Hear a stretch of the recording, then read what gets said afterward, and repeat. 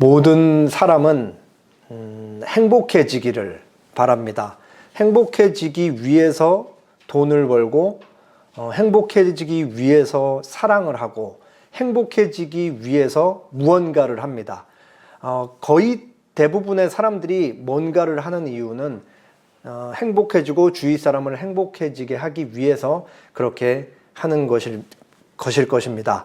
그렇기 때문에 사실 저도 저희 교회 성도님들을 위해서 기도할 때 항상 빠뜨리지 않고 기도하는 것 중에 하나가 바로 행복입니다. 믿음, 건강, 행복. 특별한 기도 제목을 받았을 때는 그것을 가지고 기도를 하지만 여하튼 길게 기도하다 보면은 항상 세 가지를 기도하는 것 같아요. 믿음을 굳건하게 붙들어 달라, 그리고 행복하게 해달라, 그리고 마지막으로 건강하게 해달라 라고 기도하는 것 같습니다. 제가 아무리 목사라 그래도 하나님, 믿음의 사람은 고난을 통해 하나님을 깊이 알게 되고 경험합니다. 저희 성도들에게 항상 고난을 허락해 주십시오 라고 기도하지는 않을 거 아니에요. 저도 그냥 똑같은 마음이라서 항상 건강을 위해, 행복을 위해, 믿음을 위해 기도를 합니다. 오늘 본문은 우리에게 아주 익숙한 내용입니다.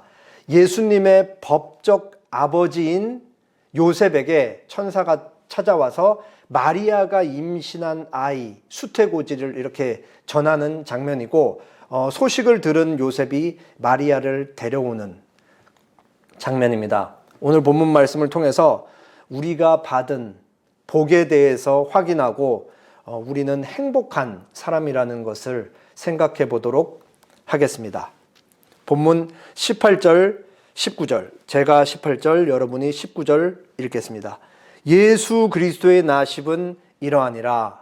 그의 어머니 마리아가 요셉과 약혼하고 동거하기 전에 성령으로 잉태된 것이 나타났더니 그의 남편 요셉은 의로운 사람이라 그를 드러내지 아니하고 가만히 끊고자 하여.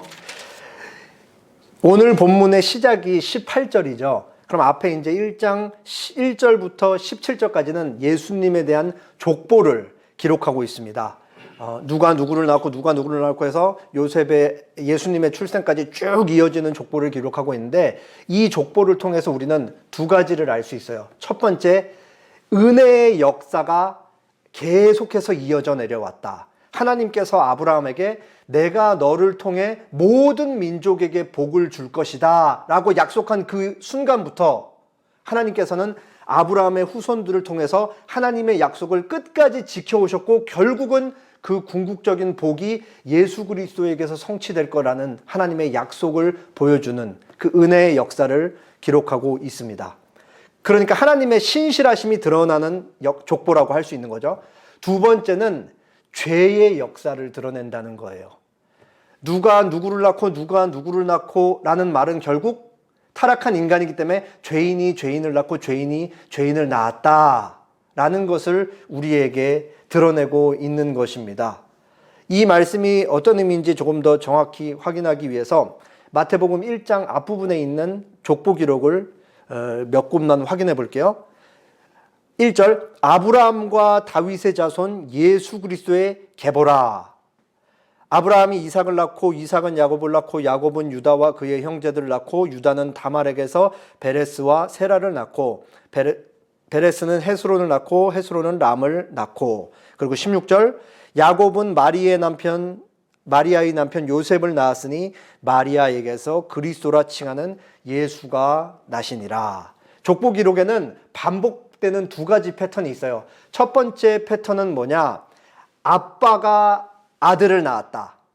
그러니까 아브라함 아빠 아브라함이 아들 이삭을 낳았다. 이게 쭉 반복되고, 여자가 4번 등장하는데, 여자가 등장하는 데에서는 그 또 다른 패턴이 그 일관되게 반복이 돼요. 뭐냐면 아빠 유다가 엄마 다말에게서 베레스와 세라를 낳았다. 이게 두 가지 반복되는 일관된 패턴이에요. 그런데 예수님 출생에서는 이 두 가지 패턴이 다 무너집니다. 그래서 16절을 보면 마리아에게서 그리스도라 칭하는 예수가 나시니라. 아빠 이름이 없는 거예요. 엄마 이름만 있죠. 왜 그러냐면 성경을 기록하는 저자인 마태가 의도적으로 아빠 이름을 뺀 거죠. 왜? 예수님의 아버지 요셉은 예수님의 법적 아버지일 뿐 생물학적 아버지가 아니라는 것을 이미 여기다 확실하게 못 받고 시작을 하는 것입니다. 왜냐하면 예수님은 반드시 성령 하나님에 의해서 잉태되어서 태어나야만 했기 때문에 그렇습니다. 그러니까 아무런 죄와는 상관없는 분으로 남자와 여자의 자연적인 결합을 통해 태어난 자식이 아니다, 사람이 아니라는 존재를 주지시키기 위해 이렇게 다른 방식으로 기록을 하고 있는 것입니다. 그러면서 이제 18절 오늘 본문으로 넘어와서 이렇게 얘기하죠. 예수 그리스도의 나심은 이러하다. 그러니까 기존 출생과는 다르다라고 그렇게 얘기를 하면서 그의 어머니 마리아가 요셉과 약혼하고 동거하기 전에 성령으로 잉태된 것이 나타났다. 여기서 약혼이라는 말은 정혼이에요. 우리나라에서도 소수의 커플들은 약혼을 하기도 하죠. 근데 우리나라에서 얘기하는 약혼과는 다릅니다. 당시 유대 사회에서의 이 약혼 정혼이라는 것은 법적 구속력이 굉장히 강해요. 한 남자와 한 여자가 정혼을 하는 순간부터 법적으로는 부부가 돼요. 그런데 독특한 거는 같이 살질 않아요. 같이 살지 않기 때문에 그 부부 관계는 금지가 되어 있습니다. 이 시기에 남자는 부인과 앞으로 자기의 부인과 부인이 될 사람을 위해 집을 준비하러 가는 기간이에요. 그리고 아내가 될 여자는 자신의 정절을 지키면서 남편이 같이 살 집을 준비하는 기간 동안 남편을 기다리는 것이죠. 그래서 바로 예수님이 제자들에게 내가 너희와 함께 살 거처를 준비하러 간다.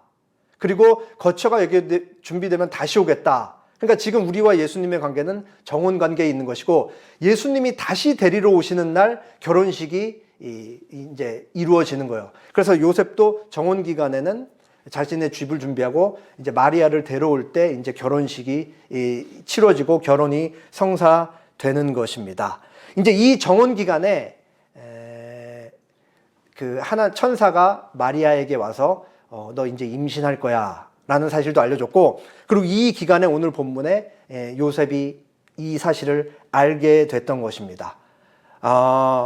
그래서 이제 요셉의 상황이 굉장히 이제 복잡했을 거예요, 머리가. 왜 그러냐면 율법에 이제 이런 얘기가 있습니다. 신명기 22장 23, 4절 처녀인 여자가 남자와 약혼한 후에 어떤 남자가 그를 성읍 중에서 만나 동침하면 너희는 그들을 둘 다 성읍 문으로 끌어내고 그들을 돌로 쳐 죽일 것이니 그 처녀는 성 안에 있으면서도 소리를 지르지 아니하였으며 그 남자는 그 이웃의 아내를 욕보였음이라. 너는 이같이 하여 너희 가운데에서 악을 제하라. 잘 생각해 보세요. 이제 우리가 요셉인 거예요. 근데 어느 날 갑자기 마리아에게 직접 들었는지 아니면은 다른 친척을 통해 들었는지는 알 수 없는데 자신은 마리아랑 이 법을 지키면서 부부 관계를 아무런 신체 접촉을 하지 않았는데 마리아가 갑자기 임신을 한 거예요. 그러면은 요셉의 입장에서 생각할 수 있는 가능성은 한 가지밖에 없는 거잖아요. 어떤 거예요? 마리아가 다른 남자와 신체 관계를 가졌다. 이게 너무 이제 자연스러운 낼 수밖에 없는 결론이었던 것이죠. 근데 19절에 보면은 뭐라고 나와 있냐면 요셉에 대해서 마리아의 남편 요셉은 의로운 사람이라 이렇게 얘기하고 있어요. 여기서 의롭다라는 사람은 하나님의 율법을 아주 잘 지켰던 사람이라는 거예요. 성경의 평가가 요셉을 의롭다 그러고 있으니까 요셉이 율법을 얼마나 잘 지켰겠습니까? 지금 요셉의 입장에서는 마리아의 외도 문제를 처리를 해야 돼요. 두 가지를 할 수 있어요. 첫 번째, 신명기 22장 저희가 읽었던 말씀의 근거에서 지금 마리아의 외도를 공론화해가지고 사람들에게 다 알려서 돌로 쳐 죽이는 방법. 근데 실제로 이때 당시에는 여러 가지 상황을 고려해서 돌로 쳐 죽이기까지는 하는 일은 드물었다라고 합니다. 어쨌든 이 일을 공론화하는 순간 마리아는 엄청난 수치심과 모욕을 가지고 사람들에게 손가락질을 받으면서 평생을 살아가야 하는 그런 처지에 놓인 거예요. 이게 요셉이 할 수 있는 첫 번째 행동이고, 두 번째 행동은 뭐냐? 조용히 이혼 증서를 마리아에게 써주고 마리아 배에 있는 아이의 아버지에게 마리아를 보내는 방법이 있는 것입니다. 요셉이 마리아를 많이 사랑했던 것 같아요. 그래서 가만히 끊고자 하여 드러내지 않고자 했다. 이게 조용히 이혼 증서를 써주고 이 일을 공론화하지 않고 마리아를 그 아이 아빠에게 보내서 같이 살게 해주려고 했다라는 그런 결심을 드러내는 것입니다. 이제 이런 상황 속에서 요셉이 결심을 하고 천사가 찾아와서 이제 자초지종을 이제 다 알려주는 것이죠. 제가 20절, 여러분이 21절 읽겠습니다. 이 일을 생각할 때에, 제가 지금까지 설명했던 일을 요셉이 생각할 때에 주의 사자가 현몽하여 이르되, 다윗의 자손 요셉아, 내 아내 마리아 데려오기를 무서워하지 말라. 그에게 잉태된 자는 성령으로 된 것이라. 아들을 낳으리니 이름을 예수라 하라. 이는 그가 자기 백성을 그들의 죄에서 구원할 자이심이라. 천사가 요셉에게 나타나서 마리아를 데려오라 라고 얘기하죠. 이제 결혼할 집으로 데려와서 결혼식을 치르고 이제 결혼 생활을 시작해라, 그런 의미예요. 마리아를 데려오라. 그러면서 뭐라고 얘기하냐? 무서워하지 말라라고 그렇게 얘기합니다. 뭘 무서워하지 마냐? 그 이유를 얘기하기를 그에게 잉태된 자, 마리아에게 잉태된 자는 성령으로 된 것이라. 마리아가 지금 가지고 있는 아이는 다른 남자의 아이가 아니라 성령으로 잉태된 것이라. 그렇기 때문에 두려워하지 말라. 뭘 두려워하지 말아라고 얘기하는가? 요셉이 지금 마리아를 그냥 데려오는 거는 율법에 저촉되는 거예요. 반드시 율법을 처리해야 되는데 의로운 사람이니까 마리아를 그냥 데려오면 하나님의 법을 어겼다는 것 때문에 그 요셉의 마음에 두려움이 일어날 수가 있는 거죠. 그러니까 율법을 네가 범하는 것이 아니다. 왜 그러냐? 마리아가 지금 범죄를 한 것이 아니고 성령에 의해 아이를 가진 게 된 것이기 때문이다 라고 그렇게 얘기를 합니다. 이 좀 본문을 깊이 생각해 보면 여기서 이제 하나님의 아주 적극적인 개입이 있었을 거예요. 이게 뭐 전무후무한 사건이고 우리 머리로서는 상상할 수 없는 일인데 요셉이 이걸 받아들이고 이제 마리아를 데리고 온 것을 보면은 하나님께서 천사를 통해 하신 말씀이 요셉에게 믿어졌음을 우리가 알 수가 있습니다. 천사가 태어날 아이의 이름을 지어줘요. 아이의 이름이 뭐죠?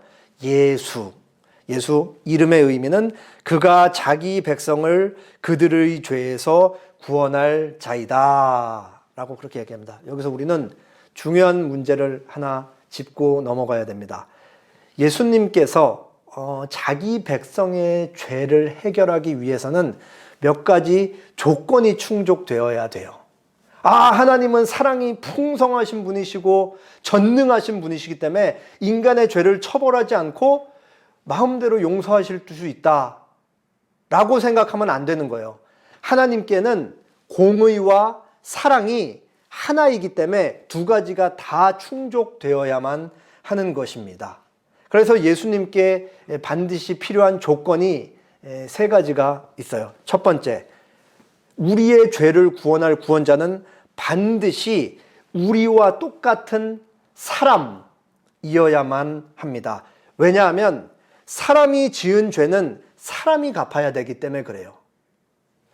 하나님께서 아담을 지으셨을 때 아담에게 하지 말라고 분명한 하나님의 금지 명령을 주셨죠. 근데 아담이 하나님의 금지 명령을 어겼어요. 그래서 이제 범죄를 했는데 그 범죄가 하나님의 명령을 어긴 거이기 때문에 하나님의 영광과 하나님의 명예에 엄청난 모욕과 손상을 가한 것이죠.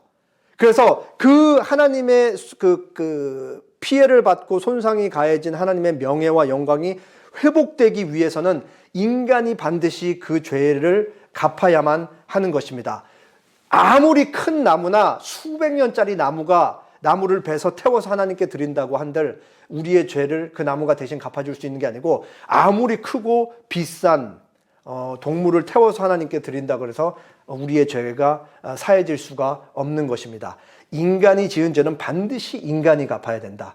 그래서 그 인간은 우리와 똑같이 영혼과 몸으로 구성되어 있는 존재여야만 한다. 하나님께서 인류에게 첫 번째로 주신 복음이었던 창세기 3장 15절에 따라서 여자의 후손, 여자에게서 태어나는 존재여야만 한다. 여자의 뱃속에서 10달 동안 지내다가 태어나는 그러한 존재, 우리와 똑같은 존재여야만 한다. 그게 바로 구원자의 첫 번째 조건입니다.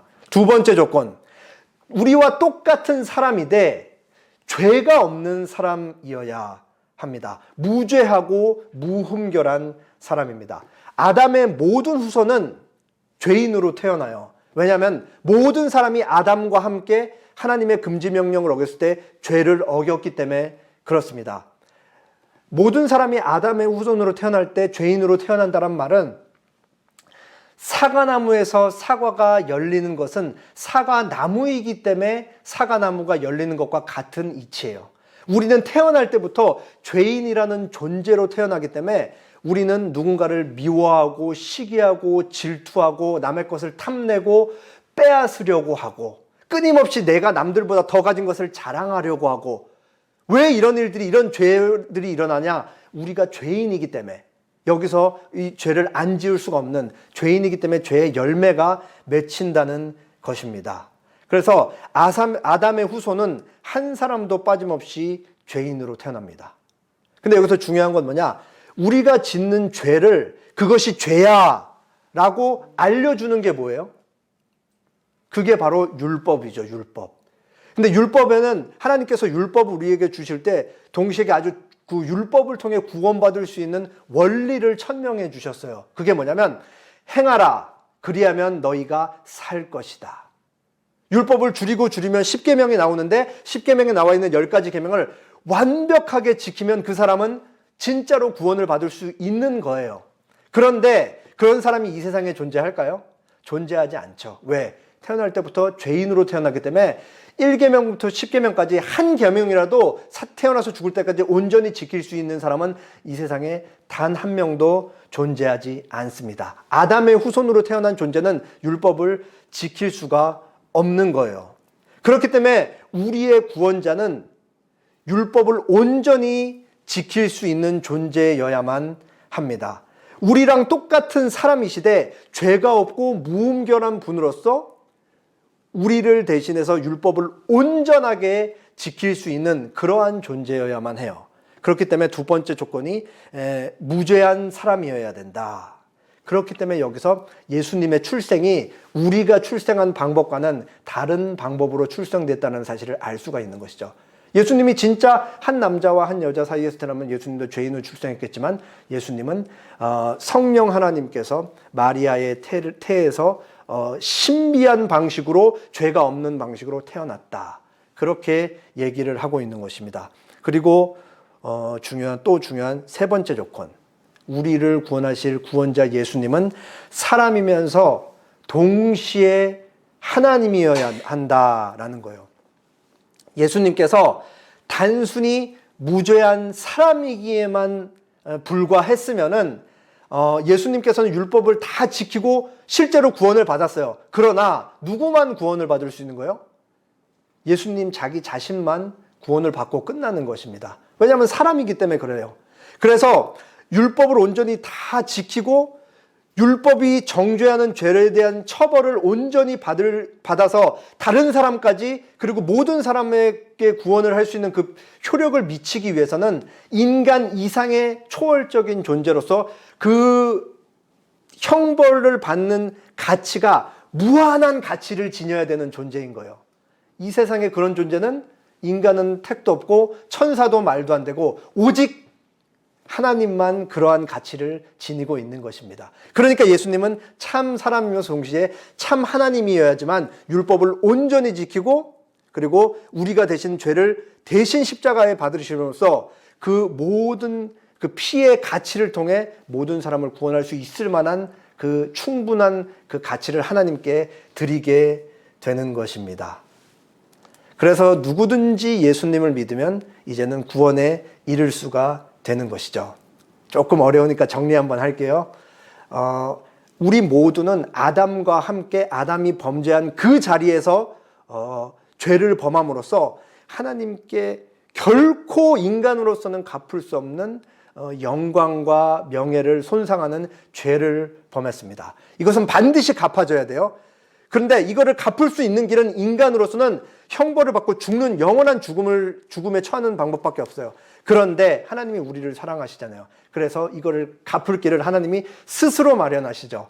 참 인간으로 오신 예수님, 참 인간이지만 무죄한 죄로 오신 예수님, 참 인간으로 오시고 동시에 하나님이신 영원한 가치를 지닌 분으로 오셔서 십자가에서 우리를 대신해서 모든 죄를 받으시고 이 땅에 사시면서 모든 율법을 다 이루심으로써 예수님께서 이루신 그 의를 우리에게 전부 다 주시고 우리가 가지고 있는 모든 죄를 우리가 예수님께 드림으로써 그 엄청난 이 달콤한 이 맛교환이 이루어지면서 우리가 구원을 얻을 수 있게 되었습니다. 이게 바로 예수님이 참 사람이자 참 하나님으로 성육신하신 중요한 이유입니다. 자, 이제 다음으로 넘어갈게요. 제가 22절, 여러분이 23절 읽어주시면 되겠습니다. 이 모든 일이 된 것은 주께서 선지자로 하신 말씀을 이루려 하심이니 이르시되 보라 처녀가 잉태하여 아들을 낳을 것이요 그의 이름은 임마누엘이라 하리라 하셨으니 이를 번역한즉 하나님이 우리와 함께 계시다 함이라. 마리아가 성령 하나님에 의해서 잉태된다는 사실은 이미 오래전에 예언되어 있었다. 갑자기 진공 상태에서 뚝 떨어진 일이 사건이 아니다라고 천사는 말합니다. 그러면서 천사가 예수님의 별칭을 얘기하죠. 임마누엘, 이를 번역한즉 하나님이 우리와 함께 계시다. 하나님이 이 태어날 아이 예수를 통해 우리와 함께 계신다. 그렇게 얘기를 하고 있는 거예요. 그러면은 하나님께서 예수님을 통해 우리와 함께 계신다는 것은 어떤 의미일까요? 어떤 의미? 바로 연합, 완전히 하나 되는 그 결합을 의미하는 것입니다. 잘 생각해 보세요. 모든 거는 하나님 자체로부터 출발해요. 삼위일체 하나님, 성부와 성자와 성령이 계신데 세 분이시지만 너무 하나이기 때문에 그분이 한 분이시다. 그 세 분은 연합되어 계시다. 가지고 계신 사랑이나 공의나 거룩함이나 능력이나 친밀함이나 긍휼하심, 전지함, 모든 것을 똑같이 공유하고 계신다. 그리고 가지고 계신 계획과 능력이 전부 같다라고 그렇게 얘기를 합니다. 삼위일체 하나님이 성부 하나님이 성령 하나님을 사랑하시고 성령 하나님이 성부 하나님을 사랑하시고 성자 하나님이 성령 하나님을 사랑하시고 이 삼위 하나님께서 서로 사랑하는 상호의 관계는 너무 긴밀하고 그 다음 없는 사람으로 사랑을 사랑하시는 그런 연합 관계로 그렇게 이루어져 그렇게 서로를 사랑하는 관계가 되어 있습니다. 그래서 삼위 하나님은 서로 분리될래야 분리될 수가 없는 관계이죠. 삼위 하나님 중에 성자 하나님께서 인간의 몸으로 이 땅에 오셨습니다. 그게 바로 성육신 사건이죠.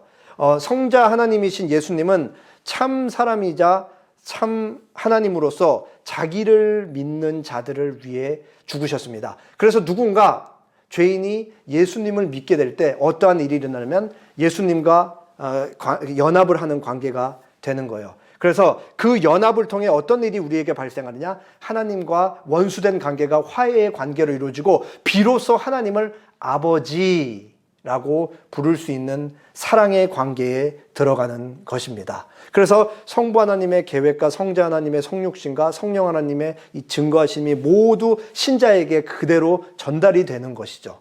그래서 이 영원한 관계가 유지가 되는 것입니다. 그래서 비로소 하나님을 아버지라 부를 때 그게 교회에 주어진 영광이 되는 거예요. 이 세상에 사는 그 어떤 사람도 신 존재를 인정한다고 해도 하나님을 아버지라 부르는 사람은 없습니다. 하나님을 아버지라 부르는 존재는 예수님과 연합한 우리들만 비로소 하나님을 아버지로 인식할 수 있기 때문에 하나님을 아버지라 부를 수가 있게 되는 거예요. 그게 우리에게 주어진 굉장히 큰 복이고 영광인 것입니다.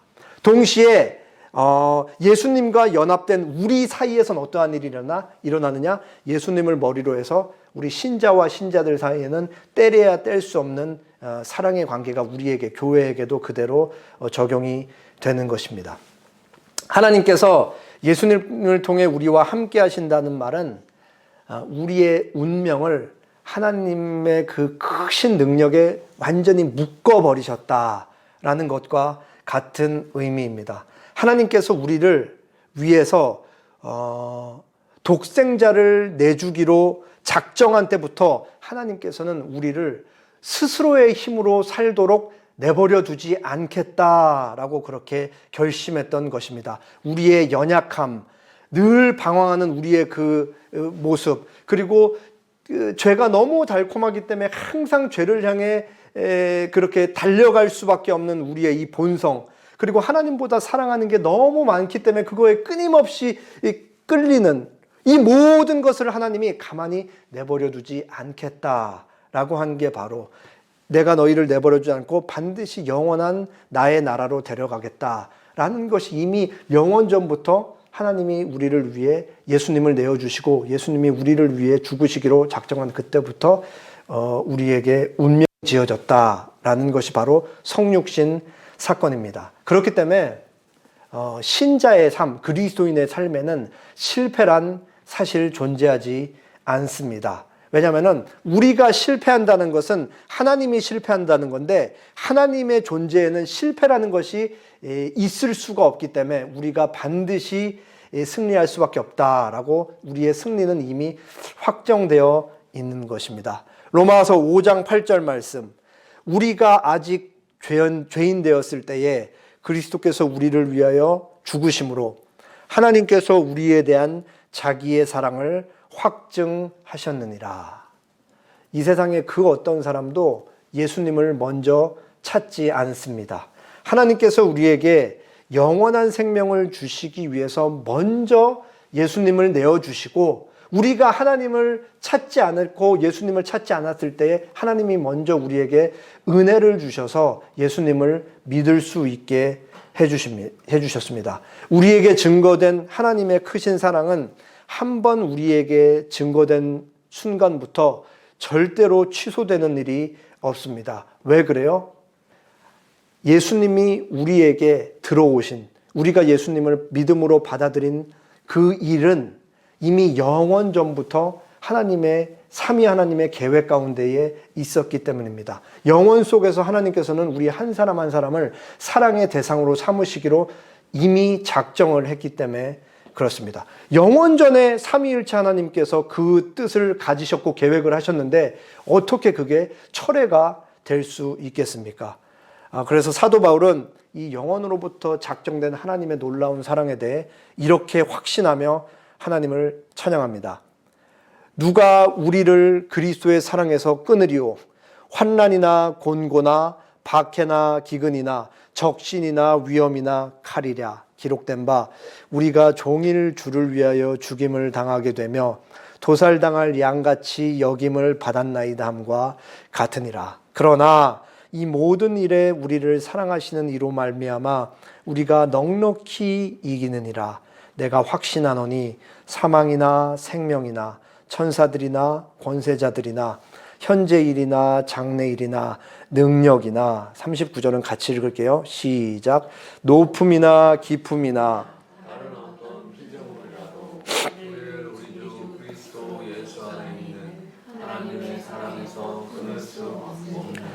사도 바울이 도대체 어떻게 이렇게 확신을 해가지고 그 어떤 존재도 어떤 사건도 하나님과 우리로부터 묶여있는 강력한 사랑의 끈을 끊을 수 없다라고 확신을 할 수 있었을까?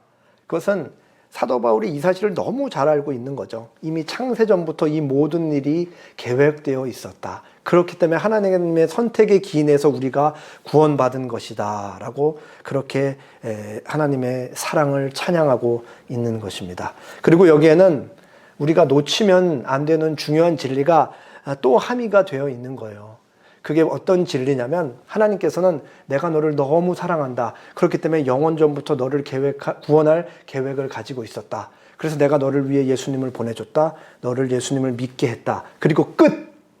이게 아니에요. 여기에는 우리가 지상에서 이 땅에서 살아가면서도 죽음을 맞이하는 그 순간까지도 하나님께서 우리의 일거수일투족을 다 지키고 우리의 머리카락까지 세시며 너가 먹고 자고 눕고 일어나는 것까지도 내가 다 보호할 것이다 라는 하나님의 의지와 사랑의 고백이 같이 들어있는 것입니다.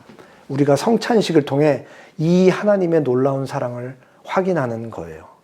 우리가 예수님의 살을 나타내는 빵에 참여하고 피를 나타내는 포도주에 참여한다는 것은 하나님이 얼마나 놀라운 사랑을 우리에게 보였는지를 우리 오감을 통해 확인함으로써 우리가 이걸 진짜 먹고 마시잖아요. 그게 우리 몸속에 들어와서 완전한 결합을 이루듯이 우리가 이 표징을 통해서 예수님과 완전히 이 하나 되는 그것을 다시 한번 확인하는 자리가 바로 성찬식의 자리인 겁니다. 그래서 제가 아주 좋아하는 스위스 2대 종교개혁자 블링거 목사님께서는 성찬식에 대해 이렇게 말씀하십니다. 이러한 식사는 오로지 믿음과 더불어 믿음으로 말미암아 하는 것이다. 실제로 몸을 갖고서 참으로 고난을 당하신 주님이 천상으로부터 자신의 영으로 우리의 마음에 내적으로 역사하신다. 그분은 생명을 그리고 자신의 거룩한 육체에 자신이 당한 순환으로 말미암아 얻은 모든 것을 우리에게 나누어 주시며 우리는 그것을 믿음으로 받는다. 즉 먹음으로 말미암아 신체를 위한 양식이 사람으로 하여금 힘이 나게 하는 것과 같이 자신의 죽음으로 말미암아 우리를 살리신 그리스도는 우리의 참된 믿음으로 영접함을 받으시고 그로 인해 그분은 우리 안에서 느껴질 수 있으며 우리 안에 머무시고 사시며 우리도 그분 안에서 살아간다. 그러니까 성찬식의 떡과 포도주를 통해 우리가 예수님 안에 거하며 살아간다. 예수님과 하나가 되어 있는 연합의 관계이다라는 것을 확인하는 것이죠.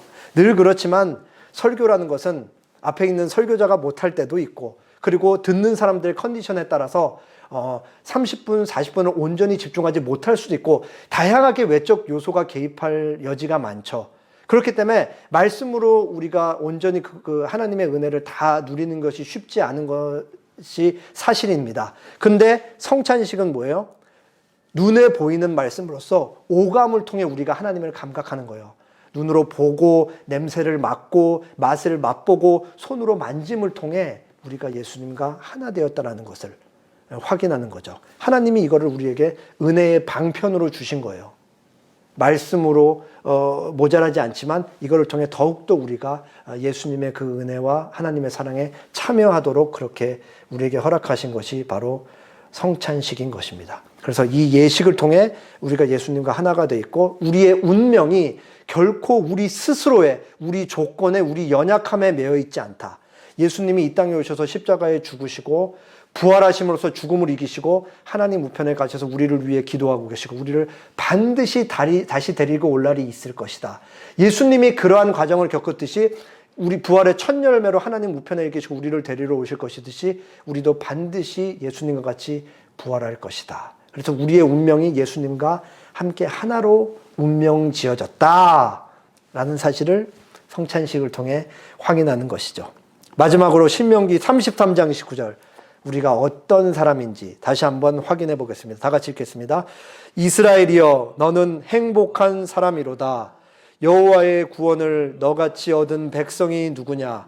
그는 너를 돕는 방패이시오 내 영광의 칼이시리로다. 내 대적이 내게 복종하리니 내가 그들의 높은 곳을 밟으리로다. 아까 설교 시작할 때 제가 말씀드렸죠. 모든 사람은 행복을 끊임없이 찾습니다. 그러나 인간이 누릴 수 있는 참된 행복은 오직 하나님 안, 예수님 안에만 발견될 수가 있는 거예요. 그리고 우리는 우리가 얼마나 영원한 복을 받은 사람인지 행복한 사람인지를 눈을 보이는 이 성찬 예식을 통해 오늘 확인하게 되는 것입니다. 함께 기도하겠습니다.